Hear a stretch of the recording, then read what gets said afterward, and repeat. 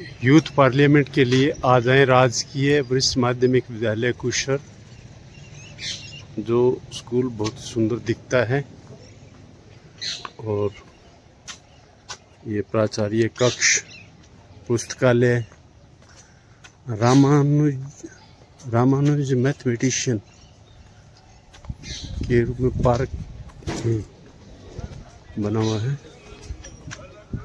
बहुत सुंदर स्कूल है।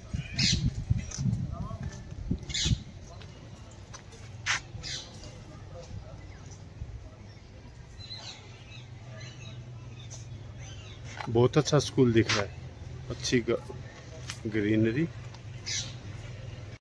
ये ऑफिस है गवर्नमेंट सीनियर सेकेंडरी स्कूल कुशर, और ये हैं नवदीप, जो स्कूल के अब इंचार्ज हैं। और इन इंचार्ज होने के पीछे कारण है श्री राजकुमार जी अरोड़ा, जिन्होंने ब्लॉक एजुकेशन ऑफिस कहाँ पड़ा रानिया में बीओ के रूप में उनका डेपुटेशन हुआ है। और इनका ऑफिस देख के बहुत अच्छा लगता है, बहुत बढ़िया ऑफिस बना रखा है। और राजकुमार जी के बारे में काफ़ी सुना है कि इन्होंने स्कूल की प्रगति में अपना बहुत बड़ा योगदान दिया है। और वो तो उनका स्कूल का वातावरण देख के दिखता है कि सर ने कितनी मेहनत की है। मेरे साथ अभी जो विजय जी हैं, जो यहाँ 2010 में आए थे एसएस पोस्ट पे, और अभी वो प्रमोशन होके हिस्ट्री लेक्चरर के रूप में government senior secondary school Nathaur चले गए हैं। तो उनका योगदान भी है। और बहुत से, विजय जी बता रहे हैं, बहुत से साथी यहाँ रहे हैं जिनका हम जिक्र करना चाहेंगे, क्योंकि अच्छे कामों का प्रचार करेंगे तो अच्छाई फैलेगी। और वो अध्यापक जो यहाँ अच्छा काम किया है जिन्होंने, उन तक भी समाचार जाएगा तो उनको खुशी मिलेगी कि उनके काम को रिकॉग्नाइज किया जा रहा है आज। तो ये आपको वेलकम लिखा हुआ दिख रहा है। ये विजय जी अपनी गाड़ी में ये पत्थर को चंडीगढ़ से लेके आए थे, और ये इन्होंने यहाँ अपने हाथों से बनाया है। और जो आपको ये रास्ते दिख रहे हैं बच्चों के आने जाने के, जो ईंटें लगा रखी है, ये किसी मजदूर मिस्त्री ने नहीं, इन्होंने खरीद के यहाँ खुद अध्यापकों ने और बच्चों ने मिलकर ये रास्ते बनाए। तो भाग्यशाली है ऐसे अध्यापकों की माँ, जिन्होंने ऐसे पुत्र पैदा किए और जिन्होंने अपना अध्यापक के साथ साथ अपना जीवन भी एक अध्यापन के साथ एक अध्यापक के रूप में अपने आप को रिकॉग्नाइज किया है।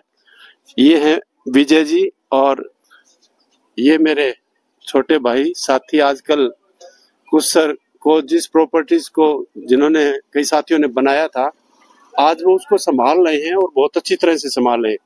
तो इनकी चीजें बहुत है जो आपको बताने लायक, मैं धीरे धीरे बताऊंगा। हाँ विजय जी, आप इस कुशर की यात्रा को बताइए। नमस्कार सर, मैं आपका आज यहाँ हमारे स्कूल में पधारने पर तहे दिल से धन्यवाद करता हूँ और शुक्रिया अदा करता हूँ कि आप जैसे व्यक्ति हमारे को आगे मार्गदर्शन देने के लिए यहाँ पहुँचे। मैं यहाँ सर नवंबर 2010 में जेवीटी से एसएस प्रमोट होकर के आया था, और यहाँ बहुत अच्छा काम कर रहे थे पहले से भी अध्यापक साथी। मैडम विजय लक्ष्मी यहाँ प्रिंसिपल थे, सारे बहुत अच्छा काम कर रहे थे। और उसके बाद धीरे धीरे हमने एक पूरे साथियों ने मीटिंग करके एक स्कूल को और अधिक बेहतर बनाने के लिए प्रयास करने का सोचा, और सबने मिलजुल कर, जिसमें मुख्य तौर पर मैं जिक्र करना चाहूंगा परम आदरणीय साथी जगदीश जी कालीरावण, जो यहाँ 20-22 साल रहे और उन्होंने अपने घर से चीजें ला ला करके इस स्कूल को अपने हाथों से सिंचा। उन्होंने हमें अपना छोटा भाई समझा, हमें साथ मिलाया, मार्गदर्शन दिया, और हम यहाँ 6-7 साथी विशेष तौर पर किसी काम को जैसे लीड करने वाले कुछ होते हैं, और फिर बाकी पूरी टीम जो इस स्कूल की हमारे साथ थी, उन्होंने इसमें जो पहले से लगे हुई चीजें थी, जो अव्यवस्थित थी, थोड़ी अनप्लान्ड थी, उनको उखाड़ा, अपने हाथों से काम किया, बच्चों को साथ मिलाया। विशेष तौर पर यहाँ के माली विकास ABRC, श्री मदन लाल जी, श्री पाला राम जी, वो सारे इसी गांव के थे। उन्होंने साथ दिया। जगदीश जी, मैं यहाँ उस समय SS मास्टर श्री धर्मपाल जी, श्री राम स्वरूप जी हिंदी लेक्चरर, उसके अलावा श्री राम किशन जी जो पुराने साथी थे। मतलब मैं ये नहीं कहूंगा कि एक अकेले से होने वाला ये काम था, पूरे साथियों ने जी तोड़ मेहनत करी, घर से संसाधन जुटाए। कम संसाधन होने की वजह से पैसे को बचाने के लिए हमने खुद हाथों से काम किया। ये इंटरलॉक जो देख रहे हैं, इन इंटरलॉक को हमने नीचे पत्थर डाले, इनके कचरा डाला और अपने हाथों से हमने बच्चों के साथ मिलकर के इनको लगाया और स्कूल की कायाकल्प की।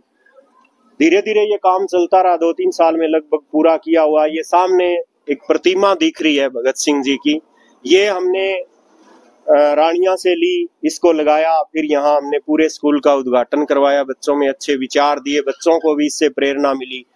और उसके बाद जो भी साथी आए उन्होंने इसको बड़ा सहेज कर रखा, बड़ा बढ़िया उन्होंने इसको संभाला और भी अच्छे तरीके से इसको इम्प्रूव करने की कोशिश करी। श्री राजकुमार जी अरोड़ा जो वर्तमान में कार्यालय खंड शिक्षा अधिकारी में BO के रूप में तैनात हैं, वो जब यहाँ प्रिंसिपल बनकर आए तो उसके बाद उन्होंने बखूबी उन चीजों को संभाला। खूब उन्होंने काम किया, खूब मेहनत की, हर एक चीज को उन्होंने और अधिक तरीके से निखारा। उनका बहुत बहुत योगदान है इस चीज को। और उनके आने के बाद भी और बहुत सारी चीजें बनी हैं यहाँ पर, जिनका मतलब आप दिखाएंगे, हम आपको अभी विजिट करवाएंगे स्कूल की। बड़ा योगदान है सभी का यहाँ। मैं एक बार फिर से मेरे पड़ोस के गांव को, मेरे गांव के स्कूल को, सभी स्टाफ साथियों और बच्चों का धन्यवाद करता हूं कि उन्होंने इस स्कूल को बेहतर बनाने में अपना योगदान दिया। बहुत बहुत धन्यवाद सर, बहुत अच्छा किया आपने। ये स्कूल में NSQF के अंतर्गत जो 2 यहाँ ट्रेड हैं, एक है ब्यूटी पार्लर की और दूसरी एग्रीकल्चर है। तो एग्रीकल्चर में है टमाटो सॉस का, तो यहाँ के बच्चों को फूड प्रोसेसिंग में टमाटो सॉस का जो ट्रेनिंग है वो दी जाती है। और ये इनके सामान हैं एग्रीकल्चर से संबंधित, और इसका विजिट करवा रहे हैं नवदीप सिंह जी धूड़िया। हाँ सर, आप कब आए थे यहाँ? सर मैं यहाँ 2 सितंबर 2022 को ज्वाइन किया हूँ जी, लगभग 3 साल हो गए हैं। और मेरा ये मानना है कि मैंने सिरसा जिला में इतना सुंदर स्कूल पहले कभी नहीं देखा। देखो, बंदा जिस घर में रहता होता है उसको अपने घर से प्यार तो होता ही है, घर जैसा भी हो। लेकिन सच में मुझे स्कूल में ऐसी चीजें देखने को मिली, शायद वो सिरसा जिला में किसी स्कूल में नहीं है।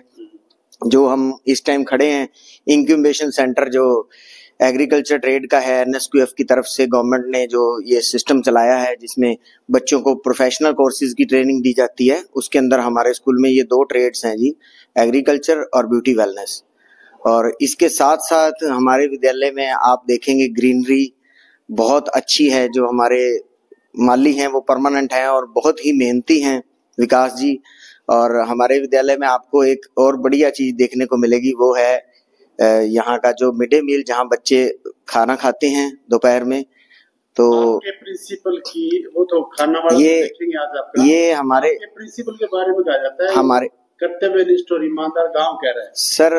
गांव क्या जी, सारा जिला कहता है। पूरे सिरसा जिला के जो प्रिंसिपल हैं, उनकी एसोसिएशन के प्रधान भी हैं हमारे प्रिंसिपल एवं खंड शिक्षा अधिकारी श्री राजकुमार जी अरोड़ा, जिनके अथक मेहनत से, जिनके प्रयासों से, जिन्होंने हमेशा 1 रुपए को 1.25 रुपया करके लगाया है और इतना बढ़िया और शानदार काम किया जिन्होंने। और जो ये जितने एफर्ट्स किए हैं, जो कुछ बनाया है, उन्होंने खुद के एफर्ट से और स्टाफ के एफर्ट से सहायता लेके, गाँव की सहायता लेके, उन्होंने अपनी खुद की मेहनत से जो इतना स्कूल को बहुत अच्छा कामयाब किया है। इसीलिए हमारे एरिया में इस विद्यालय का नाम है। और आसपास के 4-5 गांव हैं जहाँ के बच्चे हमारे पास आते हैं पढ़ने के लिए, क्योंकि यहाँ नाई वाला पास में गांव है 3 किलोमीटर, वहां पे भी 8वीं तक का स्कूल है जी। घोड़ावाली भी 8वीं का है, मैना खेड़ा भी 8वीं तक का है और खाजा खेड़ा 5वीं तक का है। इन सभी विद्यालयों से बच्चे हमारे पास आते हैं। यानी कुदरती तौर पर भी आपके पास रॉ मटेरियल है, उसके लिए अच्छे साधन है। बिल्कुल जी, बिल्कुल। बहुत बहुत धन्यवाद। हाँ जी सर। पॉलिटिकल साइंस के मैडम, नाम क्या नाम मैडम है? सुदेश। सुदेश। अच्छा जी, कैसा लगा आपको ये युवा पार्लियामेंट तैयार करवाने का? बहुत अच्छा लगा जी, बहुत अच्छा लगा। बच्चों ने भी खूब इंटरेस्ट लिया और टीचर्स ने और पूरे स्टाफ ने। ट्रेनिंग ली थी, उससे काम चल गया या बाद में भी आपको फीडबैक? नहीं, थोड़ा थोड़ी गाइडलाइन लेते रहे हैं। कहाँ से मिली गाइडलाइन? विजय सर से पूछ ली, कभी किसी और जहाँ हो गया यूथ पार्लियामेंट वहाँ पूछ लिया जी। उनकी वीडियो भी देखी है? हाँ जी, वीडियो सारी वीडियो देखी है। देखते बच्चों ने देखी है? वहाँ बच्चों को भेजते थे, हमने ग्रुप बना रखा था युवा संसद वाले बच्चों का। हाँ जी सर। तो ये जो युवा संसद आप पहली बार करा रहे हो ना? ना सर, हमने एक बार कुत्ताबड़ भी करवाई थी। तो फिर आपके पास अनुभव तो था ही। हाँ, अनुभव। कैसी तैयारी है आपकी? सर वो तो आप बताएंगे, हमने अपनी तरफ से तो पूरी मेहनत की है जी। Thank you. ये हमारे सर नमस्कार संस्कृत के प्राध्यापक हैं और इनका योगदान भी नवदीप जी कह रहे थे कि स्कूल में काफी है। हाँ सर। हाँ जी सर, युवा संसद का कार्यक्रम हमारे सुदेश मैम और विजय सर की तरफ से ट्रेनिंग लेने गए थे और खुशी की बात है कि विजय सर की उसी टाइम प्रमोशन हो गई इतिहास प्रवक्ता पे, तो उनको वहां से जाना पड़ गया। तो हमारे जो विद्यालय इंचार्ज नवदीप धूड़िया जी हैं, उन्होंने हमें मेरा नाम सुदेश मैम के साथ अंकित किया। तो सुदेश मैम और मैंने मिलकर के हम दोनों ने युवा संसद की तैयारी करवाई और तैयारी बहुत बढ़िया हुई। विशेषकर हमने जो बातें ध्यान में रखी, जैसे औरतें, अगर औरतों की बात कहूँ तो समाज में औरत को घर में चार दीवारी में बंद रखा जाने वाला घरेलू हिंसा की शिकार 90% औरतें रहती हैं। तो इस युवा संसद का मुख्य उद्देश्य गर्ल चाइल्ड को विशेष रूप से अहमियत देकर के ज्यादा संख्या में गर्ल चाइल्ड को सामने लाने का प्रयास रहा है और लड़के भी काफी अच्छे आगे आए हैं। तो अभी आप देखेंगे जैसे युवा संसद शुरू होती है तो बहुत बढ़िया इन्होंने तैयारी की है और मेरे पूरे स्टाफ ने इसमें सहयोग किया है। और इसमें विशेष रूप से जैसे मीनू मैम मैथ के टीजीटी मैथ हैं, यहाँ पे अर्चना मैम हैं साइकोलॉजी के, उनका भी अहम योगदान रहा है। राकेश मान जी हैं इकोनॉमिक्स लेक्चरर, उन्होंने भी अपना कीमती योगदान, कीमती समय दिया। और इसके साथ साथ समस्त बच्चों ने बढ़ चढ़ के भाग लिया है और 2-3 बार कैंसिल होने की वजह से थोड़ा सा अपसेट हुए, लेकिन उसी जोर शोर के साथ हमने इस कार्यक्रम को अंजाम दिया। और इसके साथ जो बारिश का माहौल रहा तो हमने इसको एक अंदर ही इसको प्लान किया है ताकि किसी तरह का कोई विघ्न ना पड़े प्रोग्राम में और बहुत बढ़िया कार्यक्रम आपको देखने को। Thank you sir. चलो देखते हैं आपकी युवा संसद। गवर्नमेंट सीनियर सेकेंडरी स्कूल कुशर की ये मिड डे मील की रसोई है, बहुत गजब की बना रखी है। राजकुमार सर जो आजकल बीओ रानिया में डेपुटेशन पर हैं, आज वो आ नहीं सके, उनका मन था, मीटिंगें चल रही थी, लेकिन उनका सिस्टम देख के मुझे आज उनकी हाजिरी यहीं दिखाई देती है। बहुत ज़बरदस्त पत्थर लगा के सीटिंग स्टील की कुर्सियाँ बहुत ज़बरदस्त बना रखा है। खाना बन रहा है, वैसे मन मेरा था नाश्ता करके जाऊंगा, लेकिन आगे धनूर जाना है, वो इंतज़ार कर रहे हैं। लेकिन इनका प्रबंध मुझे बहुत अच्छा लगा। ईश्वर से प्रार्थना करता हूं कि ऐसे अध्यापकों को सुख समृद्धि प्रदान करें, उनके बच्चे कामयाब हों। Thank you.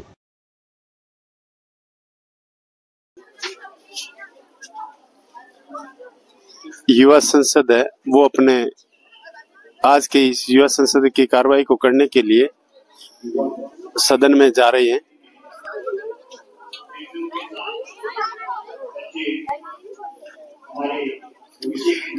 बच्चे अच्छी वेशभूषा में हैं।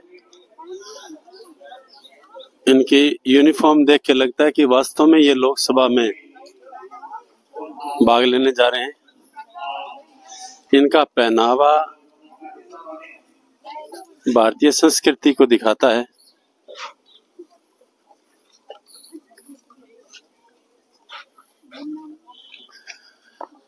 हाँ बेटे, क्या नाम है आपका? प्रियंका। क्या रोल करोगे? मैं सप्त ग्रहण करूंगी। सप्त ग्रहण करोगे। आप? प्रतिज्ञा ग्रहण करूंगी। सप्त ग्रहण करोगे आप। आपका क्या रोल है? मैं बाल विकास मंत्री हूँ। क्या काम होता है बाल विकास मंत्री का? सर मतलब कि प्रधानमंत्री बोलेंगे नवनियुक्त बाल विकास मंत्री, मैं खड़ी होकर सबको नमन करूंगी। आपका क्या रोल है? स्वास्थ्य मंत्री। क्या काम होता है स्वास्थ्य मंत्री का? जनता को स्वस्थ रहने की वो रहना चाहिए।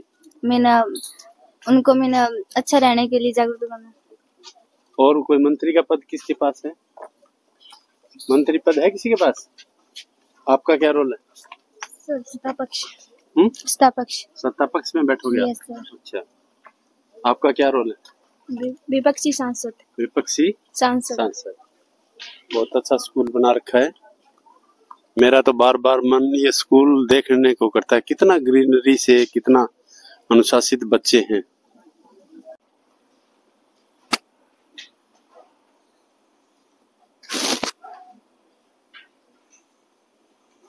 माननीय अध्यक्ष महोदया,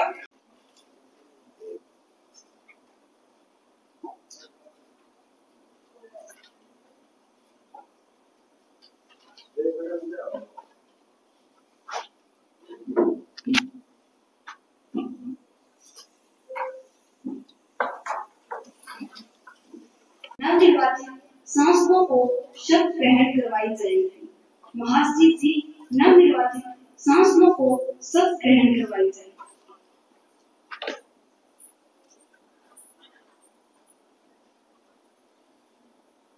जी अध्यक्ष महोदय, मैं अम्बाला लोकसभा क्षेत्र से निर्वाचित सांसद कुमार विक्रम को शपथ ग्रहण करने के लिए आमंत्रित करती हूँ।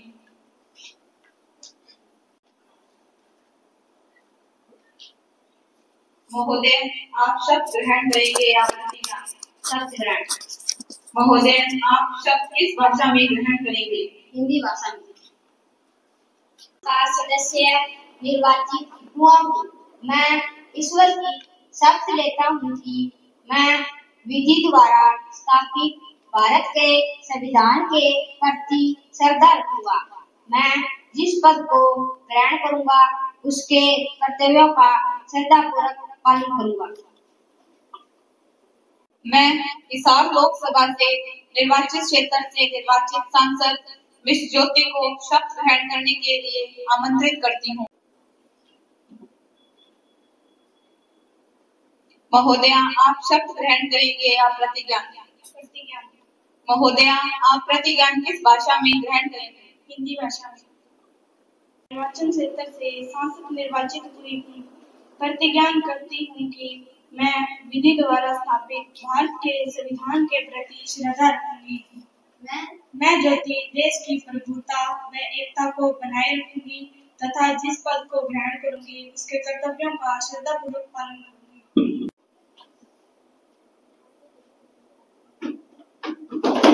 नाल लोकसभा से क्षेत्र से निर्वाचित सांसद मिस प्रियंका को शपथ ग्रहण करने के लिए आमंत्रित करती हूँ।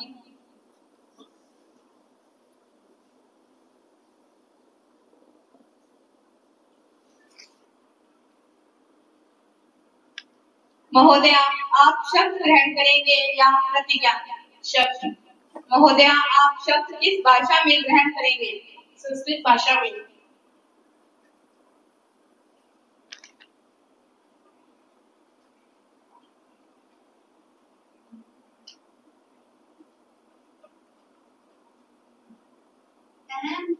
अहम प्रियंका लोकसभा से सीओ निर्वाचन है। विशेष शब्द ही शामिल यह अहम विभिन्न स्थापित भारतीय संविधान प्रति सत्यां श्रद्धा निष्ठा ची तारिशी यह अहम भारतीय संपूर्ण सभ्यता अखंडता चेरक्षी शामिल तथा यह पद पीड़ितों अहम उद्दीतो अस्मि ते कर्तव्यानि श्रद्धापूर्वकं निर्वक्ष्यामि।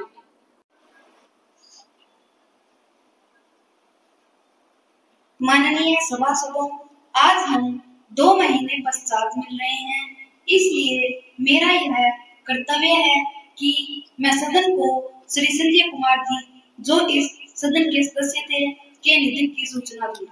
श्री संजय कुमार जी महाराष्ट्र निर्वाचन क्षेत्र का प्रतिनिधित्व करते थे। उन्होंने दलित वर्ग व कृषक वर्ग के उत्थान के लिए अपनी शक्ति व समय लगाया। वे सक्रिय सांसद व प्रभावी वक्ता थे तथा सदन की कार्यवाही में रुचि लेते थे। उनका निधन 40 वर्ष की आयु में मई 2025 को दिल्ली में हुआ। मैं उनके परिवारजनों के प्रति गहरी संवेदना प्रकट करती हूँ। अब माननीय प्रधानमंत्री जी, आप दिवंगत आत्मा को श्रद्धांजलि अर्पित करें।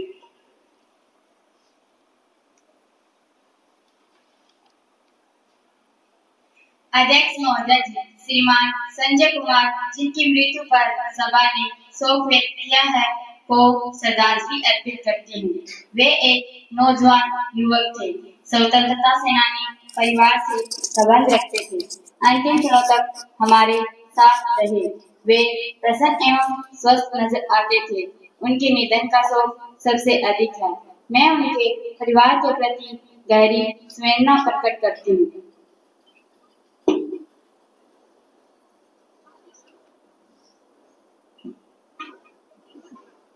नेता प्रतिपक्ष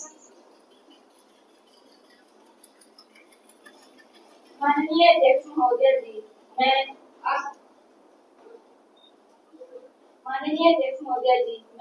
आप एवं सदन के द्वारा अर्पित की गई श्रद्धांजलि में स्वयं को सहघोषित करना चाहती हूँ।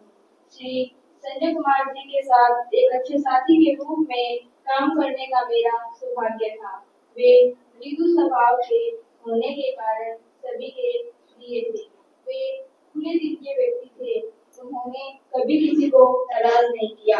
उनके न रहने से हमने एक राजनीतिक, सामाजिक एवं सार्वजनिक कार्यकर्ता को खो दिया है। मैं पूरे विपक्ष की तरफ से उन्हें भावभीनी श्रद्धांजलि अर्पित करना चाहती हूँ। अनुरोध है कि वे दिवंगत आत्मा की शांति के लिए 2 मिनट का मौन धारण करें।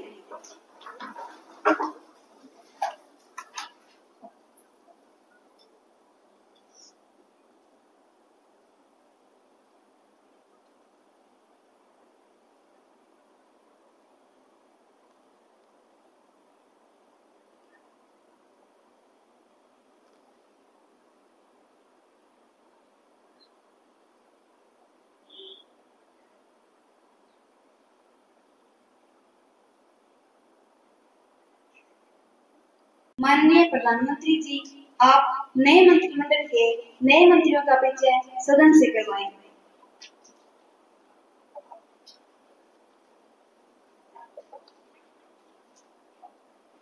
अध्यक्ष महोदय जी, मैं आपसे व आपके माध्यम से इन साथियों का सदन से परिचय करवाना चाहती हूँ। नवनियुक्त महिला एवं बाल विकास मंत्री मिस काव्या,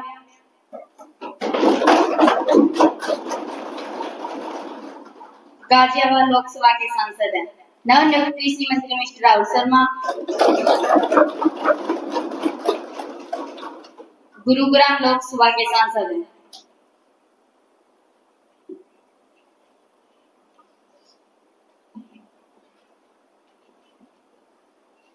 आज हमारे बीच अमेरिका के विदेश मंत्री मिस अंजना मेरी विलियम व नेपाल के वित्त मंत्री मिस पूजा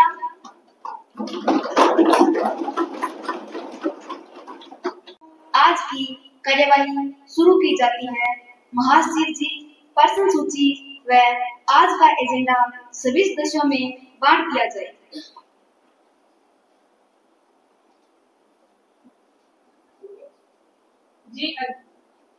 जी अध्यक्ष महोदय, पर्सन सूची व आज का एजेंडा सभी सभासदों में बांटा जा रहा है। माननीय सदस्य कृपया शांति बनाए रखिए। पर्सन संख्या 101।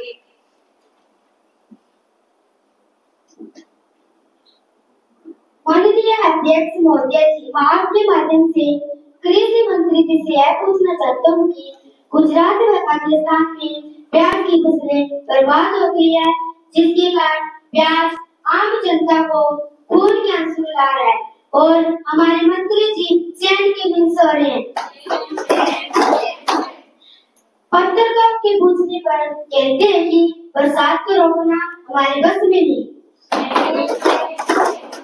मैं माननीय मंत्री जी से यह पूछना चाहता हूँ कि उन्होंने प्याज की उपलब्धताएं आयात के लिए क्या कदम उठाए हैं। मंत्री जी जवाब दे।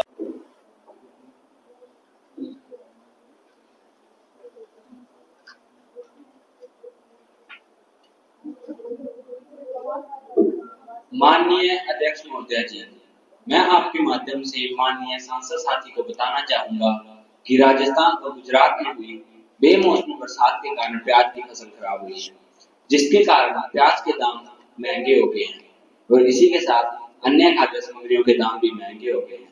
और आज जो मेरे साथी लोगों के हितों में दुहाई दे रहे हैं, क्या यह भूल गए हैं कि इनकी सरकार में प्याज के दाम 100 से 120 तक पहुंच गए थे और इसी कारण इनकी केंद्र सरकार एवं 4 राज्यों की सरकार गिर गई थी। मैं तो संसद को इतना ही कहना चाहूंगा कि हमारी सरकार में दाम कम है और संसद को भरोसा दिलाता हूँ कि देश में खाद्य सामग्रियों की कोई कमी नहीं आएगी, चाहे हमें इसके लिए विदेश से आयात क्यों ना करना पड़े। देश है तो किसान है, ये हर किसी को मानना होगा। देश है तो किसान है, ये हर किसी को मानना होगा। अब भाषण से नहीं, काम करके दिखाना होगा। खेतों की हरियाली से तिरंगा लहराएगा, खेतों की हरियाली से तिरंगा लहराएगा। जब अन्नदाता मुस्कुराएगा, भारत आगे बढ़ जाएगा, भारत आगे बढ़ जाएगा।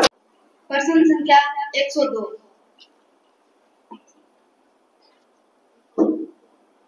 माननीय अध्यक्ष महोदय जी, मैं आपके माध्यम से सरकार से यह पूछना चाहता हूँ कि आज नशाखोरी की आदत देश में बड़ी समस्या है। यह हमारे युवा वर्ग को कमजोर कर रही है। एक बार नशे की आदत होने के बाद उसे छोड़ना असंभव है। ये आदत किशोरों को अपराध करने की ओर धकेल रही है। सरकार की आंखों के सामने नशीले पदार्थ की तस्करी हो रही है। बड़े ऊंचे स्तर और पूरा देश इस समस्या की चपेट में। मैं सरकार से यह पूछना चाहता हूँ कि इस समस्या से निपटने के लिए सरकार क्या कारगर कदम उठा रही है। सरकार को आपके माध्यम से सांसद साथी को यह बताना चाहता हूँ कि एनडीपीएस भारत अधिनियम 1985 में बनाया गया, जिसके अंतर्गत कारावास की कड़ी सजा 10 साल से बढ़ाकर 20 साल कर दी गई और 2 लाख का जुर्माना भी रखा गया है। 1985 में भारत अधिनियम के बाद 2000 से अधिक व्यक्तियों को गिरफ्तार कर मुकदमा चलाया गया और तटीय सीमा को भी बढ़ाया गया।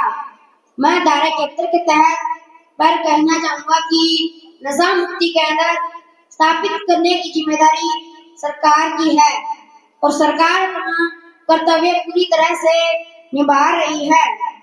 अब नशे के खिलाफ क्रांति लानी होगी। अब नशे। माननीय अध्यक्ष महोदय जी, मैं आपके माध्यम से रेलवे मंत्री जी से पूछना चाहती हूँ कि भारत के अंदर आज रेलवे तो आम आदमी के यातायात का साधन है। जो सरकार अपने आप को गरीबों का हितकारी बताती है, क्या उन्होंने जो सरकार अपने आप को गरीबों का हितकारी बताती है, उन्होंने आज रेलवे का किराया बढ़ा दिया है और मालगाड़ी का किराया भी बढ़ा दिया है। इससे रोजमर्रा की चीजों पर बहुत प्रभाव पड़ा, रोजमर्रा की चीजें महंगी हो गई। मैं आपके माध्यम से मंत्री जी पूछना चाहती हूँ कि आपके द्वारा उठाए इन कदमों से आम आदमी को क्या फायदा हुआ। मंत्री जी जवाब दे। महोदय जी, मैं आपके माध्यम से मेरे सांसद साथी को यह बताना चाहती हूँ कि पूर्व सरकारों की नीतियों के कारण हमारी रेल यातायात जर्जर अवस्था में पहुंच गई है। अगर हम विकसित देशों के साथ हमारी रेल यातायात की तुलना करें तो हम कहीं भी नहीं टिक पाते। फिर चाहे वो प्लेटफॉर्म की सफाई की बात हो, रेल के अंदर खाने की गुणवत्ता का प्रश्न हो, चाहे सुरक्षा व्यवस्था की बात हो या आगमन के समय की बात हो। माननीय सांसद साथी जी के लिए यह सभी व्यवस्थाओं को ठीक करने के लिए किराए में मामूली सी वृद्धि की गई है, जो कि बहुत ही आवश्यक थी। अध्यक्ष महोदय जी, मैं आपके माध्यम से सांसद साथी को बताना चाहता हूँ कि नोटबंदी सरकार का बहुत बड़ा कदम है। इसमें नकली नोटों पर लगाम लगेगी। नोटबंदी ने नक्सलवाद एवं आतंकवाद की कमर तोड़ कर रख दी है। इससे यह पता चलता है कि बैंकिंग व्यवस्था में बहुत ज्यादा सुधार हुआ है। लोग ये के लिए कोई राष्ट्रीय नीति लेकर आई है।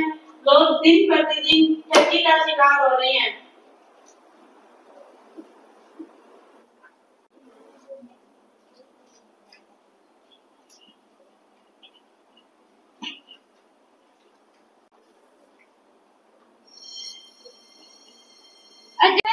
और स्कूलों में साइबर सुरक्षा पाठ्यक्रम भी लाया गया है। माननीय महोदय जी, माननीय महोदय जी, मैं आपके माध्यम से सड़क परिवहन मंत्री जी से यह पूछना चाहती हूँ कि आजकल सड़क दुर्घटनाएं लगातार बढ़ती ही जा रही है। क्या सरकार ने रोकने के लिए कोई विशेष अभियान चलाया है? महोदय जी, मैं आपके माध्यम से मेरे सांसद साथी को यह बताना चाहती हूँ कि सरकार द्वारा सड़क सुरक्षा अभियान चलाए जा रहे हैं। सरकार ने लोगों की सुरक्षा हेतु 2 पहिए वाहन के लिए हेलमेट और बड़े साधनों के लिए सीट बेल्ट को भी अनिवार्य किया है। इसके चलते ड्राइविंग लाइसेंस प्रणाली को भी सख्त किया है। और महोदय जी, सरकार ने लोगों की सुरक्षा के लिए कुछ नियम व कानून भी बनाए हैं ताकि दुर्घटनाएं कम हो सके। के उल्लंघन पर जुर्माना कई गुना बढ़ा दिया है। और रही बात कानून सुनिश्चित करने की, तो मैं आपको बता दूं कि सरकार द्वारा पूरी कोशिशें की गई हैं। इसमें केवल हमारे नहीं, लोगों का भी सहयोग होना चाहिए।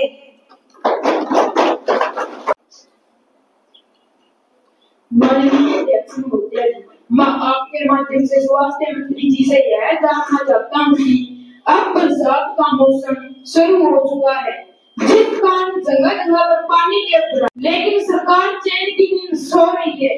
मैं सरकार से यह जानना चाहता हूँ कि सरकार इन बीमारियों को रोकने के लिए क्या उपाय कर रही है।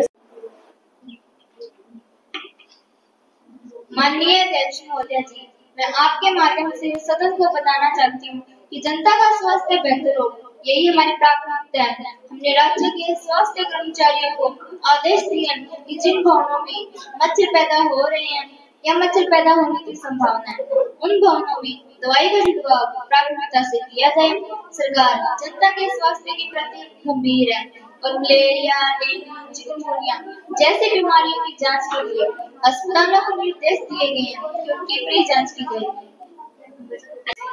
आतंक विरोधी अभियान था जिसे हमारी बहादुर सेना ने अंजाम दिया। यह उन तत्वों के खिलाफ कार्रवाई थी जो घाटी में अशांति फैलाने की साजिश कर रहे थे। इस ऑपरेशन में 5 जवान शहीद हुए हैं। हम उनके बलिदान को नमन करते हैं। सरकार ने 25 लाख रुपए तक का सहयोग, एक परिजन को सरकारी नौकरी व उनके बच्चों की शिक्षा की पूरी व्यवस्था करने का निर्णय लिया है।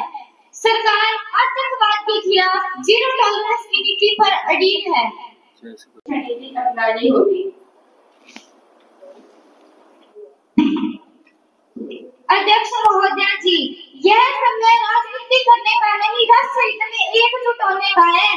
सरकार ने जितना जल्दी व मजबूती से कार्रवाई की वह पिछले कई वर्षों में मिसाल है। शहीदों का बलिदान व्यर्थ नहीं जाएगा और विपक्ष यदि केवल आलोचना में व्यस्त रहेगा तो रचनात्मक समाधान कहां से आएगा।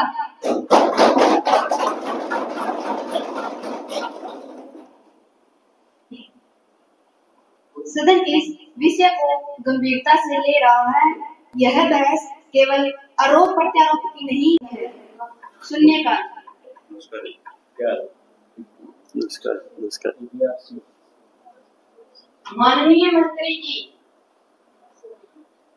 माननीय अध्यक्ष महोदय, मैं आपके माध्यम से रक्षा मंत्री जी से यह जानना चाहता हूँ कि राफेल युद्धों की यूपीए सरकार ने आपके माध्यम से अपने सांसद साथी को यह बताना चाहता हूँ कि देश की सुरक्षा के लिए सेनाओं को मजबूत करना हर सरकार की जिम्मेदारी है। इसके लिए जो रक्षा सौदा इनकी सरकार पिछले 10 सालों में नहीं कर पाई, हमने यह कार्य मात्र 1 ही वर्ष में पूरा करके अपनी जिम्मेदारी निभाई है। और इसके अलावा जिस विमान का सौदा उन्होंने 2012 में तय किया था, वह अब कुछ संशोधनों के साथ खरीदा जा रहा है और इसमें सरकार ने पूरे 57,000 करोड़ रुपयों की बचत भी की है। और यह विमान आधुनिक हथियारों से युक्त भी है और इसके मुख्य आंकड़े पहले ही संसद के सामने पेश कर दिए गए हैं और कुछ अन्य आंकड़े देश की सुरक्षा के तहत सार्वजनिक नहीं किए जा सकते। अध्यक्ष महोदया जी, खेल मंत्रालय की वार्षिक रिपोर्ट 2024 से 25 तथा संबंधित दस्तावेज सदन की मेज पर रखती हूँ।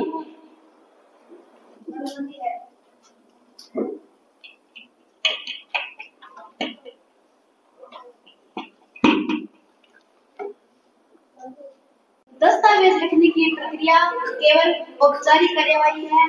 चर्चा का अवसर आगे मिलेगा। क्या इस कोर्ट की सिफारिशों पर सरकार तुरंत कार्रवाई की सरकार मंत्रालय की हर सिफारिश पर गंभीरता से विचार करेगी। इस पर रखे गए हैं, ये दस्तावेज सदन के अभिलेख का हिस्सा बनेंगे। माननीय अध्यक्ष महोदया जी, मैं माननीय खाद्य आपूर्ति मंत्री जी का ध्यान उस 85 लाख टन गेहूं की ओर दिलाना चाहती हूँ जो उचित भंडारण के भाव में बाढ़ 45 के कारण खराब हो चुका है। कितनी शर्मनाक बात है कि देश के धरती पुत्र किसानों ने जिस गेहूं का उत्पादन इतने कष्ट उठाकर किया, वह मंडियों को गेहूं से लबालब कर दिया। सरकार उसे सुरक्षित रखने में भी असमर्थ है। FCI राज्यों की अन्य एजेंसियों द्वारा खरीदा गया यह गेहूं गोदामों के भाव में खुले आसमान के नीचे भगवान भरोसे पड़ा है। जिस देश के 23 करोड़ लोग भूख के शिकार हो गए, वहाँ लाखों टन गेहूं का सड़ना संवेदनहीनता व लापरवाही की पराकाष्ठा है। अध्यक्ष महोदया जी, मैंने अपने राजनीतिक जीवन में ऐसी निकम्मी सरकार नहीं देखी जो अपने देश के हित से खिलवाड़ करती है। तो तुरंत इन्हें अपने पद से इस्तीफा दे देना चाहिए। हम ऐसे किसी भी प्रयास को सफल नहीं होने देंगे।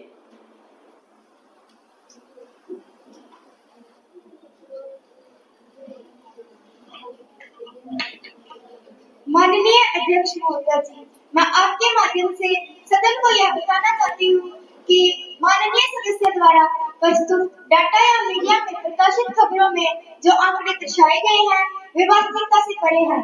हाँ, यह तो सच है कि मंडियों में जल भराव के कारण हरियाणा तथा पंजाब का कुछ गेहूं खराब हुआ है, परंतु यह पिछली सरकारों की इस संबंध में गलत नीतियों के कारण हुआ है।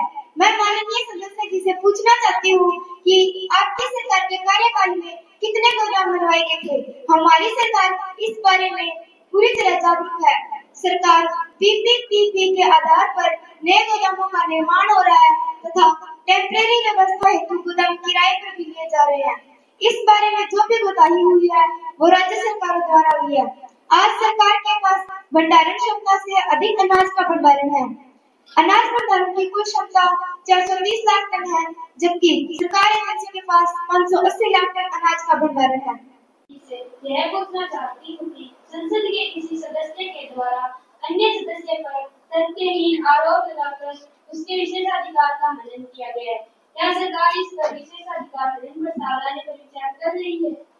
घृणा होती है यदि किसी सदस्य द्वारा बिना प्रमाण के अन्य सदस्य की छवि को नुकसान पहुंचाया जाता है तो यह न केवल नैतिक रूप से अनुचित है बल्कि संसदीय विशेषाधिकार का हनन भी है। सरकार इस मामले को गंभीरता से ले रही है। विशेषाधिकार समिति इस विषय पर विचार करेगी और आवश्यक हुआ तो विशेषाधिकार हनन प्रस्ताव भी लाया जाएगा। विपक्ष के रोष को समझते हैं, परंतु हमें यह भी ध्यान रखना चाहिए कि किसी के दोष सिद्ध होने से पहले निर्णय नहीं लिया जा सकता। हम समिति के निष्पक्ष जांच की प्रतीक्षा करेंगे। जो दोषी होगा उस पर कार्रवाई अवश्य होगी। जांच होने के बाद सदन में रिपोर्ट प्रस्तुत की जाएगी। तब तक सभी सदस्य संयम व मर्यादा बनाए रखें। आज की कार्यसूची के अनुसार सदन की सामान्य कानून को प्रस्ताव प्रस्तुत किया है। विपक्षी सांसद आप विषय प्रस्तुत करें। माननीय अध्यक्ष महोदया जी, मैं कार्यसूची को स्थगित कर यह प्रस्ताव लाना चाहती हूँ कि हाल ही में हुई नीट, SSC व अन्य परीक्षाओं के पेपर लीक होने की घटना ने पूरे देश को झकझोर कर रख दिया। शिक्षा का मंदिर आज भ्रष्टाचार का अड्डा बनकर जा रहा है। यह केवल शिक्षा का प्रश्न नहीं बल्कि पूरे देश के भविष्य का प्रश्न है। अतः मैं कानून को प्रस्ताव लाती हूँ ताकि गंभीर विषय पर तत्काल चर्चा हो सके। अध्यक्ष महोदया के पक्ष में है वो कृपया हाथ ऊपर उठाएं।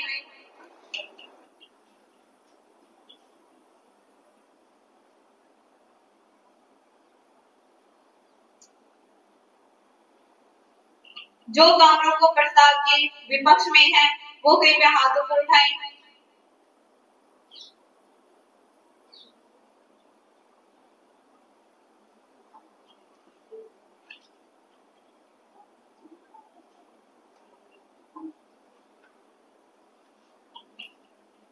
काम रोको प्रस्ताव लाने के पक्ष में 10 मत व विपक्ष में 30 मत पड़े हैं, अतः इस आधार पर काम रोको प्रस्ताव रद्द किया जाता है।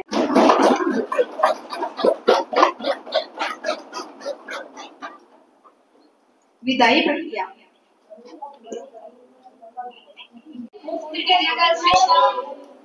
विधेयक 2025।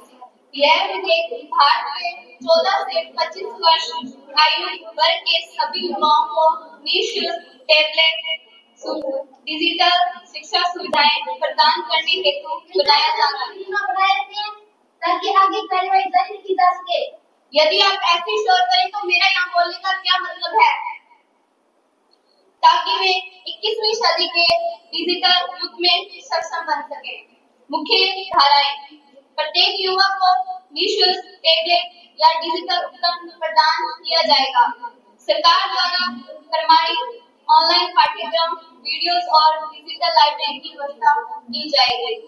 ग्राम स्तर तक इंटरनेट सुविधा का विस्तार किया जाएगा। हर जिले में एक डिजिटल शिक्षा केंद्र खोला जाएगा। बजट का 2% हिस्सा इस योजना के लिए सुरक्षित। यह योजना विशेष रूप से उन युवाओं के लिए बनाई गई है जिसके पास इंटरनेट खरीदने में समर्थ नहीं है। टैबलेट व इंटरनेट सुविधा मुफ्त प्राप्त की जाएगी ताकि वे देश दुनिया की शिक्षा कोई मापन प्रणाली विकसित हो गई है। पोर्टल पर एक मॉनिटरिंग प्रणाली स्थापित की गई है जिसके माध्यम से विद्यार्थी की प्रगति, पाठ्यक्रम पूरा करने की दर और फीडबैक को ट्रैक किया जाएगा। साथ ही नियमित रिपोर्टिंग भी अनिवार्य है। प्रदान किए जाएंगे। मंत्री जी दूर दराज के क्षेत्रों में इंटरनेट की बहुत संभव है।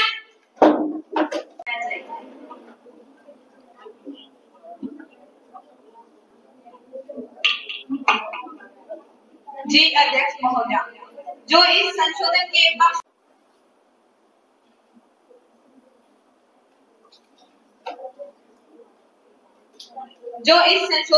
विपक्ष में है वो कृपया हाथों पर उठाएं।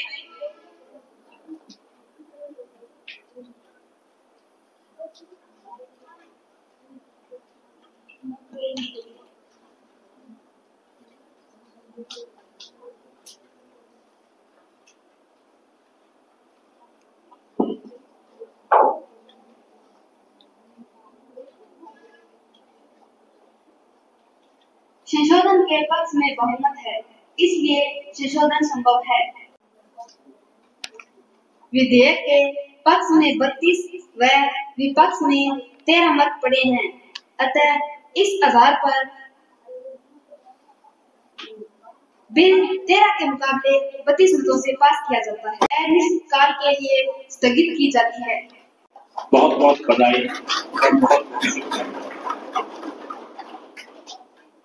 युवा संसद SCRP हरियाणा गुड़गांव द्वारा एक ऐसी गतिविधि है, एक्टिविटी है जो विद्यालयों में पिछले 3-4 साल से कंटिन्यू कराई जा रही है। वैसे तो बहुत पहले से ही करवाई जा रही है, लेकिन अब इस पर ज्यादा जोर दिया जा रहा है। इसका मुख्य कारण यही है कि आप लोगों के बीच एक स्वच्छ राजनीति की भावना को विकसित करना, आप लोगों को संसद की कार्यवाही के बारे में जानकारी देना कि हमारे देश की जो संसद है वो किस प्रकार से कार्य करती है, इन सब से परिचय करवाना इस कार्यक्रम का मुख्य उद्देश्य है। और मुझे लगता है कि हम इस उद्देश्य में 100% सफल हुए। आप लोगों को बहुत बहुत आपने इससे पहले अगर कहीं टीवी पर या कहीं पर भी संसद की कार्रवाई अगर आपने देखी है और अब आप लोगों ने इस कार्रवाई को किया है, यहाँ पर आपने करके दिखाया है। अब और पहले बड़ा अंतर रहेगा। अब जब आप कहीं संसद की कार्यवाही देखोगे तो आपको बड़ी अच्छी तरह से समझ आएगा कि किस प्रकार से हमारे देश की संसद काम करती है, किस प्रकार से सत्ता पक्ष और विपक्ष में आपसी बहस होती है, किस प्रकार से प्रश्न पूछे जाते हैं, किस प्रकार से उनके उत्तर दिए जाते हैं, किस प्रकार से नए सांसदों को शपथ दिलाई जाती है। सबसे पहले तो मैं आभारी हूँ मेरे पुराने स्कूल के अध्यापक साथियों का कि जिनसे मेरी बात हुई तीनों चारों साथियों ने, उन्होंने मुझे अनौपचारिक रूप से ये कहा कि सर आ जाना उस दिन जिस दिन हमारा संसद का प्रोग्राम है। तो सबसे पहले मैं इनका आभारी हूँ। हमेशा मन रहता है कि स्कूल में ज्यादा से ज्यादा आया जाए, लेकिन मजबूरियां होती है हमारी कि हम दूसरे स्कूल में जहाँ हमारी पोस्टिंग है उसी समय हमें वहां जाना होता है और उसी समय ये स्कूल खुलता है, इसलिए वो पॉसिबल नहीं हो पाता। मैं आभारी हूँ कार्यकारी प्राचार्य श्री नवदीप जी का और उनके स्टाफ साथियों का कि उन्होंने मुझे इतना मान सम्मान दिया। उसी के साथ साथ मैं बात करना चाहूंगा हमारी युवा संसद के इस कार्यक्रम के जिला समन्वयक आदरणीय जगदीश बरात जी और श्री हेमराज जी का। मेरे इस पुराने स्कूल में पहुंचने पर मैं उनका तहे दिल से आभार व्यक्त करता हूँ। सबसे पहले उनका हार्दिक अभिनंदन एवं स्वागत करता हूँ। बड़ी सारी यादें हैं स्कूल के साथ जुड़ी हुई, शेयर भी की जा चुकी है, कुछ और कर लेंगे बाद में, लेकिन मैं बताना चाहूंगा कि जब मैंने जगदीश जी से बात करी युवा संसद के कुछ छोटे छोटे टॉपिक्स क्लियर करने के लिए, जब मैंने इनको फोन किया तो ये कहते कि मेरा नंबर तो आपके पास कुसर से सेव है। मुझे बड़ी खुशी हुई। ये कहते आप कुसर में नहीं हो। मगर नहीं सर, मैं आप कुसर में नहीं हूँ। वैसे मगर मैं हूँ कुसर में, पर कुसर में नहीं हूँ। मेरा जो अभी दिल है, जो दिमाग है, वो मेरा कुसर में ही पड़ा है, पर मैं यहाँ से सरकारी आदेशों के अकॉर्डिंग निकल चुका हूँ। उनसे बात हुई, फिर कहते कुसर से कितनी दूर हो? मगर सर गांव तो 3 किलोमीटर ही है, पोस्टिंग है जो 18 किलोमीटर। तो इनसे थोड़ी सी रिक्वेस्ट की, ये कहता आप कुसर आना उस दिन हमारे साथ। और इन्होंने मेरे प्राचार्य महोदय को भी बोल दिया कि इनको कुसर भेज देना। तो मैं इनका आभार व्यक्त करता हूँ कि इन्होंने मुझे इतना मान सम्मान दिया और अपने साथ रखने के योग्य समझा। विश्लेषण तो जो हमारी विश्लेषक टीम है या जो हमारे जजेस है वही करेंगे, लेकिन बहुत अच्छा प्रयास, बहुत अच्छा लगा। बहुत सारी टीमें और भी देखी है हमने, खूब बहुत बढ़िया बढ़िया इन्होंने वीडियो बना करके, जो विशेषकर +1 और 2 में पॉलिटिकल साइंस में पढ़ने वाले बच्चे हैं उनके लिए बहुत ही उपयोगी और मूल्यवान वीडियो बना बना करके इनका यूट्यूब चैनल है।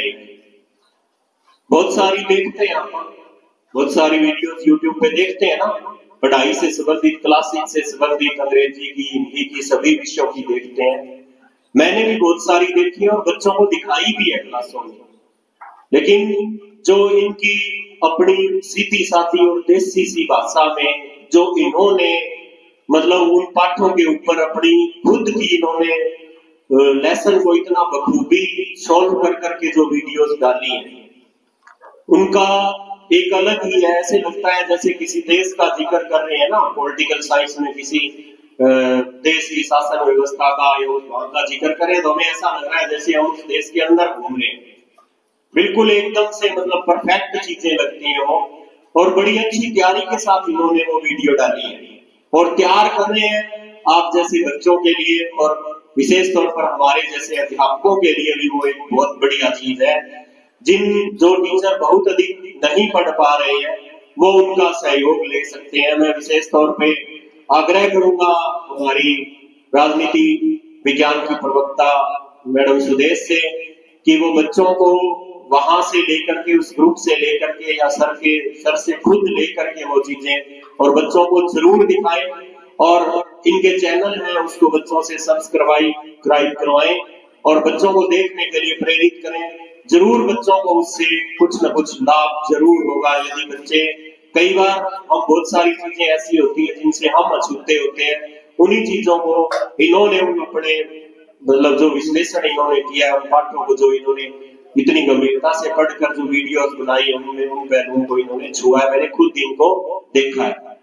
तो मैं एक बार फिर से यहाँ के स्टाफ साथियों का और आदरणीय जिला समन्वयक टीम यूथ पार्लियामेंट का हार्दिक आभारी हूँ, अभिनंदन करना। सर यहाँ खड़ा हो जाऊं, देख सर हो जाऊं। सभी अध्यापक साथियों का और सभी बच्चों का मेरे को इतना सम्मान देने के लिए बहुत बहुत धन्यवाद। और सबसे ज्यादा धन्यवाद तो उस लड़के का जो 2 गिलास शिकंजी पिला गया मेरे को, बहुत अच्छी लगती है मेरे को। एक पिलाई थी, दूसरी इशारा करके ले ली, वो एक और रख जा। तो सर ने बहुत कुछ बताया आपको। सर संविधान के बारे में भी बता रहे थे। संस्कृत के विद्वान, आप संस्कृत के विद्वान हैं, तो कुछ संविधान के बारे में बता रहे थे, बहुत अच्छे आंकड़े दे रहे थे। और ये भी बता रहे थे भीमराव अम्बेडकर जी ने संविधान बनाया, कोई शक नहीं। लेकिन हमें पढ़े लिखे व्यक्तियों को ये जानना चाहिए कि संविधान का निर्माण संविधान सभा ने किया था, जिसमें 299 सदस्य थे। अब डॉक्टर भीमराव अम्बेडकर का नाम ही क्यों आता है? क्योंकि हमें पूरी जानकारी होगी तभी हम आगे बढ़ पाएंगे। उनका नाम क्यों आता है? उससे पढ़ा लिखा, उससे ज्यादा पढ़ा लिखा आदमी उस संविधान सभा में नहीं था, इसलिए कहा जाता है डॉक्टर भीमराव अंबेडकर ने संविधान बनाया। संविधान सभा के अंदर एक प्रारूप समिति होती है जिसको अंग्रेजी में ड्राफ्ट कमेटी बोलते हैं। यानी जब आपके धुड़िया साहब प्रिंसिपल होते हैं तो कुछ लोग डाक तैयार कर रहे होते हैं, कुछ कंपाइल कर रहे होते हैं और उनको एक इकट्ठा करके, ठीक करके, गलतियां निकाल के या सजेस्ट करके महत्वपूर्ण भूमिका निभाते हैं। जो हेड होता है वो तो सिर्फ लोगों को निर्देश देने के लिए होते हैं। तो डॉक्टर भीमराव अम्बेडकर का संविधान निर्माण में बहुत ज्यादा योगदान था। सबसे ज्यादा पढ़े लिखे थे और 60 देशों के संविधान का अध्ययन किया। 60 देशों के संविधान को पढ़ा, उनमें जो चीज अच्छी ली वो अच्छी थी वो लेके आए, अच्छी को भी लाकर भारतीय वातावरण के अनुसार उनको संवारा और उनकी कही हुई बातों पर संविधान सभा ने बहस की, बहस करके कानून बनाए और वो कानून बना के एक किताब बनाई जिस किताब का नाम रखा संविधान। सर ने बहुत अच्छा बताया, 2 साल 11 महीने 18 दिन 26 नवंबर 1949 को तैयार हो गया था। ये बातें मुझे क्यों पता है बेटा? मैं जानबूझ के बता रहा हूं तुम्हें। ये इसलिए पता है कि मैं किताबें पढ़ता हूं। हमारी 2 माँ होती हैं, एक माँ जिसने हमें पैदा किया और दूसरी माँ हमारी किताब जो हमारा जीवन चलाती है। यदि आप शिक्षित हो, अच्छे पढ़े लिखे हो तो आपका जीवन संवर जाएगा, तो दूसरी माँ हमारा जीवन संवारती है। इसलिए मैं बताता हूँ किताबें पढ़ो और हम गाइडें लेके आगे जो गलत है। गाइडें भी कोई बुरी नहीं है। मैं पीछे मेरे गाड़ी के 50 गाइडें पढ़ी है, जहां से भी मिलती है गाड़ी भर के रखता हूं और जिसको जरूरत हो बच्चों को दे देता हूं। जैसे सर बता रहे थे मेरा दिल और दिमाग तो यहाँ है और मैं नथौर में बैठा हूं, बता रहे थे ना। तो ऐसे ही आदमी, अब विजय जी का दिल और दिमाग भी थोड़े दिन यहाँ रहेगा, वापस चला जाएगा वही। मैं भी 5 साल कीर्तिनगर में रहा, गाड़ी भर के किताब लेके आया, एक दिन बांटी भी, अगले दिन मैं वेद वाला चला गया। फिर मेरे मन में आया तो मेरा स्कूल तो वेद वाला है, वहां बैठता हूं। तो इतनी खुराफात तो मनुष्य के दिमाग में आ जाती है, ठीक है ना। क्योंकि विजय जी यहाँ बहुत साल रहे हैं, तो जो माइंड और जो दिल है वो थोड़े दिन यहाँ भटकेगा, वो आत्मा यहाँ भटकेगी, वहां नथौर चली जाएगी। फिर और वो इनकी आत्मा मैंने नथौर में भी देखी। जिस ढंग से युवा संसद नथौर में करवाई गई और 50 मिनट तक 52 मिनट तक वो हुई, सारे टीचर बैठे थे, एक ही शख्स टेंट के चारों तरफ घूम रहा था। जब इधर वाला कोई बोल रहा था तो पर्दा हटा के इधर से देख रहे थे, फिर भाग के बैक में जाके इधर वाला, यानी कैमरा मेरा इधर होता तो इधर आ जाते, कहते बच्चों ऐसे बोलना है बाकी, फिर इधर आ जाते तो इधर आके बोलते। तो मैंने इनमें तत्परता देखी, तो वो देख के मुझे लगता है कि इनकी ज्यादा दिन जो दिल और दिमाग है वो यहाँ नहीं रहेगा, न तो चला जाएगा। इनके लिए इनको शुभकामना। तो एक तो ये सर ने बताई थी, ये बात आप याद रखोगे ना, संविधान निर्माण किसने किया? संविधान सभा ने और डॉक्टर भीमराव अंबेडकर। बच्चों, हमारे देश में एक जातिवाद बहुत फैला हुआ है। कुछ एससी जाति के लोगों ने जैसे पार्टियां बनी हुई हैं, वो हम जैसे लोगों को मूर्ख बनाने के लिए, और कुछ ऊंची जाति वालों की पार्टियां बनी हुई हैं, वो हम लोगों को मूर्ख बनाने के लिए अपनी तरफ बातें कहते रहते हैं। ठीक है ना? तो हमें पढ़े लिखे होने के नाते डॉक्टर भीमराव अंबेडकर, चाहे कोई कुछ ही कहे, हमें किताबें पढ़नी है। किताब पढ़ के पता लगेगा कि डॉक्टर भीमराव अंबेडकर किसी एक वर्ग के नहीं थे, वो सारे भारत के थे, वो भारतीय थे और विद्वान थे। उन जितना पढ़ा लिखा इंसान कोई नहीं था। जब कोई एक दो पार्टियां उनके अपना मान लेती हैं और दूसरी पार्टियां इस बात से नफरत करती हैं कि वो एक विशेष जाति से थे इसलिए, तो इससे बड़ी मूर्खता कोई नहीं होती। अब कुछ मैं देखता हूं कि बड़े लोग हैं, बड़ी बड़ी भाषण करते हैं गुरुद्वारे की। हम हिंदू लोग हैं तो गुरुद्वारे की कई बार काट करने लगते हैं। हमारा गुरुद्वारा किसका है? पंजाबी सिख धर्म का। सिख धर्म कौन है? जब सिख धर्म की नींव पड़ी थी तो गुरु नानक ने कहा था कि सारी माएं अपना बड़ा बेटा हमें दे दो, हमें अपने हिंदू धर्म की रक्षा करनी है। किससे? मुगलों से। उनसे बचाने के लिए गुरु नानक जी ने ये एक पंथ चलाया था कि अपनी सारी माँ अपना बड़ा ताकतवर बेटा, बुद्धिमान बेटा हमें दे दो। और कुछ मूर्ख लोग में हिंदुओं में होते हैं जो गुरुद्वारे के बारे में गलत कहने लगते हैं, सिख धर्म के बारे में गलत कहने लगते हैं, और कुछ लोग हैं वो एससी के बारे में गलत कहने लगते हैं, एससी जाति के बारे में। अब एससी जाति कौन है?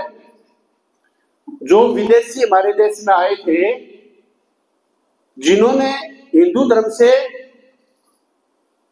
मुस्लिम बने, जो वो सारे के सारे उच्च जाति के थे। लाज बचाने वाले सिर्फ ऐसे ही थे जो भूख मर गए, तपस्या झेल ली, भूखे रहे, लेकिन उन्होंने धर्म नहीं बदला, वो हिंदू ही रहे, बदला नहीं करे। लेकिन जो बड़ी बड़ी जातियों के ठेकेदार बैठे हैं ना, आज मुसलमान कौन बने हैं? आपको गुजर ने बीच बीच में मैं तो एक ही बात की थी इमरान सर से कि ये लड़की वहां और ये लड़की यहाँ होती तो और ज्यादा बढ़िया होता। क्यों होता? क्योंकि यहाँ कम बोलने वाला चाहिए और यहाँ ज्यादा बोलने वाला। ये लड़की थोड़ी चेहरे से शांत, महासचिव के लायक लगती है, लेकिन जैसे सर ने कारण बताया तो मैं इनकी दाद देता हूं कि उन्होंने दो सिस्टम बदल के बहुत बढ़िया, क्योंकि बच्चे को फिजिकली प्रॉब्लम थी तो वो प्रॉब्लम को देखते हुए इनको बनाया। इन्होंने बड़ी सहज भाव से, इनका एक अच्छा लगा कि ये सहज भाव से बोल रही है। इन्होंने पक्का ठान रखा है मैं अध्यक्ष हूं, मुझे कोई नहीं हटाएगा। ठीक है ना? ये मान के उन्होंने अपना पद स्वीकार किया होगा और अध्यक्ष बन भी गई। तो आप सबकी उम्र दराज करे, खुदा आप सबकी उम्र दराज करे, पास रहने वालों को ना कभी नाराज करे, बन जाएं नूर सबकी नजर में, बन जाएं नूर सबकी नजर में, कि हर कोई आपको पाके नाज करे, कि हर कोई आपको पाके नाज करे।